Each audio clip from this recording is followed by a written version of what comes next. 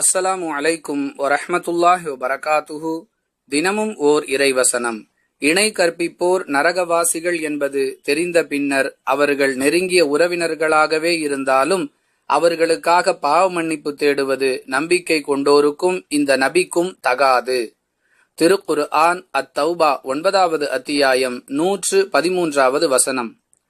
அன்புள்ள சகோதர சகோதரிகளே, இந்த வசனத்தை அடிப்படையாக வைத்தே ஒருவர் இணை வைத்த நிலையில் மரணித்தால் அவருக்காக ஜனாசா தொழுகை தொழக்கூடாது என்றும், அவ்வாறு தொழுகை நடைபெற்றாலும் அதில் பங்கேற்பது தவறு என்றும் பிரச்சாரம் செய்து வருகிறோம். அன்பானவர்களே, நபிக்கே அனுமதி இல்லை என்றிருக்கும் நிலையில் நம்மை போன்ற சாதாரண மக்கள் அவருக்காக பாவ மன்னிப்பு தேடினால் அதில் என்ன மாற்றம் ஏற்பட்டுவிடப் போகிறது?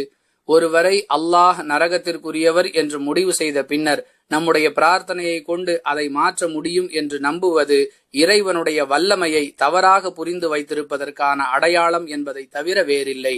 எக்காரணத்தை கொண்டும் அல்லாஹுவால் நிரந்தர நரகவாதிகள் அல்லது நரகத்திற்குரியவர்கள் என்று தீர்மானிக்கப்பட்டவர்களுக்கு பாவ மன்னிப்பு தேடுவதால் பயன் இல்லை என்பது மட்டுமல்ல, அவ்வாறு செய்வது இறை கட்டளைக்கு மாறு செய்யக்கூடிய ஒரு நிலை என்பதையும் புரிந்து கொள்ள வேண்டும்.